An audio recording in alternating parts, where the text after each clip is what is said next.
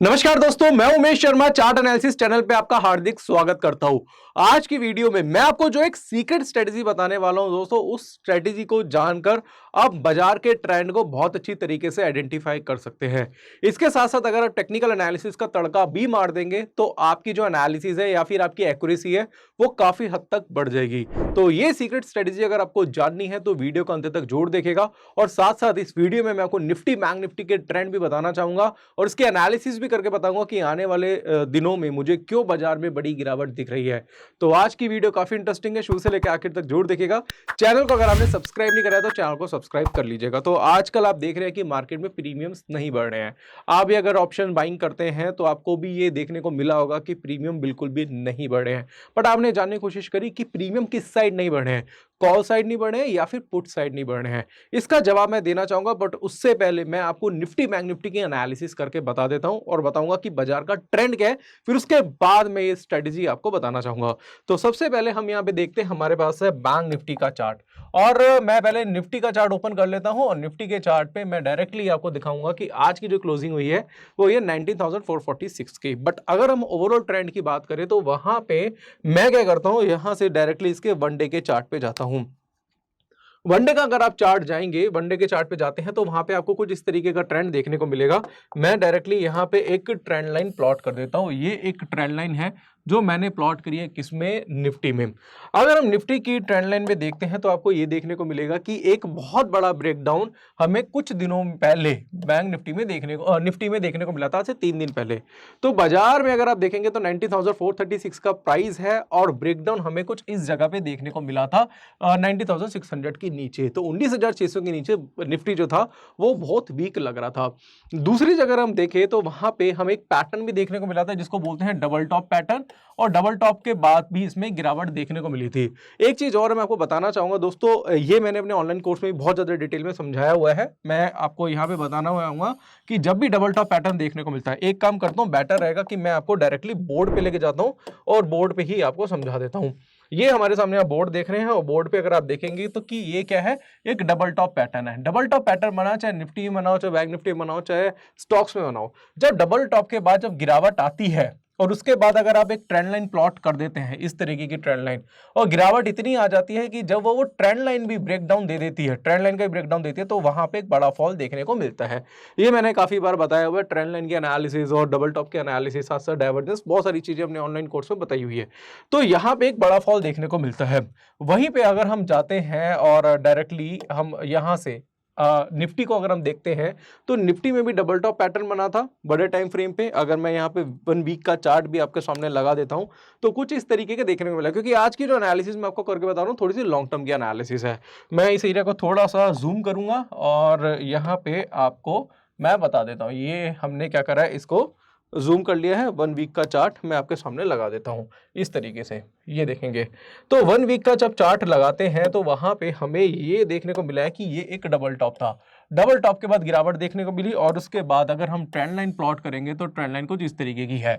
तो trend line के नीचे मार्केट चल रहा है, डबल टॉप बन चुका है और डाइवर्जेंस अगर आप देखेंगे तो ऐसा लग रहा है कि अभी तो गिरने की शुरुआत है। अगर आप एमएससीडी को भी देखेंगे, यहाँ पे एमएससीडी की कैलकुलेशन भी देखेंगे और साथ साथ एमएससीडी के साथ साथ बार्स और एसएमई लाइन को भी देखेंगे तो ऐसा लग रहा है कि गिरावट की शुरुआत है। बड़ी गिरावट हो सकता है आने वाले टाइम पे देखने को मिल सकती है और इसके हिसाब से जो इसका टारगेट लग रहा है, फर्स्ट टारगेट हमें 19,200 के आसपास लग रहा है और उसके बाद बड़ी गिरावट भी देखने को मिल सकती है। हो सकता है 18,600-700 भी आ सकता है। बाजार चला भी तो दोस्तों वहीं से था, वहां पे देखने को मिल सकता है। तो ये चीज अभी फिलहाल निफ्टी में देखने को मिल रही है। अब दूसरा मैं यहाँ पे बैंक निफ्टी के बारे में बताना चाहूंगा दोस्तों। अभी सीक्रेट स्ट्रेटजी में आगे आपको बताऊंगा, ठीक है, बहुत सीक्रेट है और अभी जो फिलहाल बाजार में देखने को मिल रहा है और उसके हिसाब से आप बाजार के ट्रेंड को भी आइडेंटिफाई कर सकते हैं। बट मैं अभी आपको निफ्टी में ओवरऑल ट्रेंड बता रहा हूं। इसके साथ साथ अगर हम यहाँ पे बैंक निफ्टी का चार्ट देखें तो बैंक निफ्टी में भी कुछ इस तरीके के पैटर्न्स देखने को मिल रहे हैं। अगर यहाँ पे आप देखेंगे वीकली का चार्ट, तो वीकली के चार्ट पे एक बेयरिश हरामी पैटर्न बना था और बेयरिश हरामी का स्टॉप लॉस सिर्फ 40 रुपए से बचा था और इसके हिसाब से इसका जो टारगेट बनता था 42,200 का बनता था। ठीक है जी। ये वीकली चार्ट के हिसाब से आप देख लो, ये क्या है, बेयरिश अराइवी पैटर्न है। फटाफट से इसके अगर वन डे के चार्ट पे जाएंगे तो वन डे का चार्ट भी आपको कुछ इस तरीके का देखने को मिलेगा। मैं इस एरिया को थोड़ा सा मिनिमाइज कर देता हूं ताकि आपको समझने में थोड़ी सी आसानी हो। ये क्या है दोस्तों, हमने यहाँ पे वन डे का चार्ट लिया है। अब वन डे का चार्ट लिया है किसका, बैंक निफ्टी का। मैं एग्जैक्टली आपको इस तरीके से यहाँ पे बताना चाहूंगा।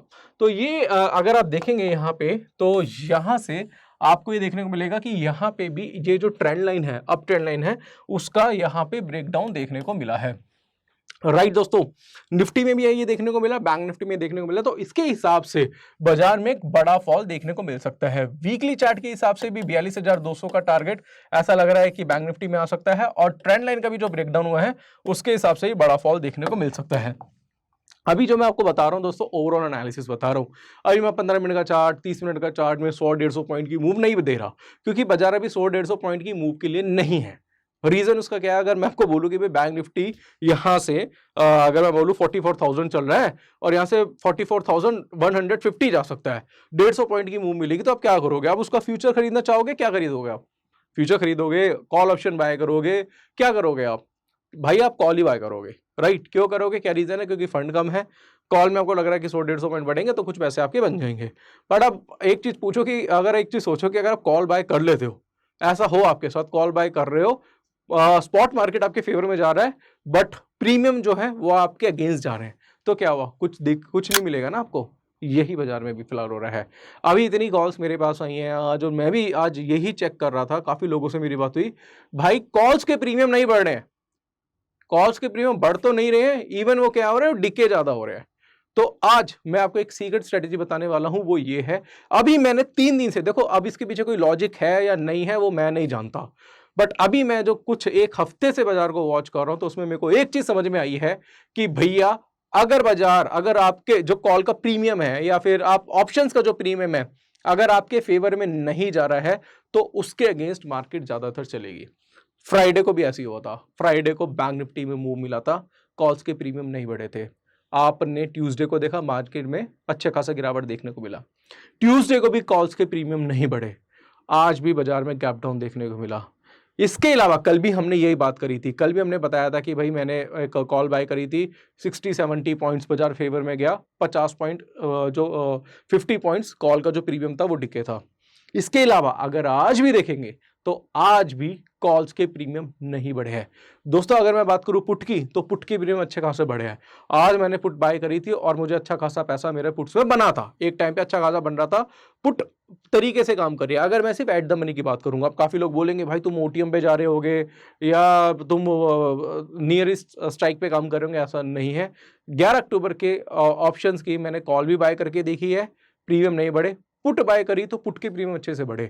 तो इसका मतलब यह है कि मेरा जो अभी 1 वीक का जो एक्सपीरियंस है, जो मैं बाजार को फॉलो कर रहा हूं, वो ये है कि अगर बाजार जो प्रीमियम आपके फेवर में नहीं जा रहे हैं तो बाजार उसके अगेंस्ट जाएगा। तो आज भी कॉल्स के प्रीमियम नहीं बढ़े हैं, तो मुझे लग रहा है कि आने वाले ट्रेडिंग सेशन में बाजार में गिरावट आ सकती है, आएगी, कुछ कंफर्म नहीं है बट आ सकती है।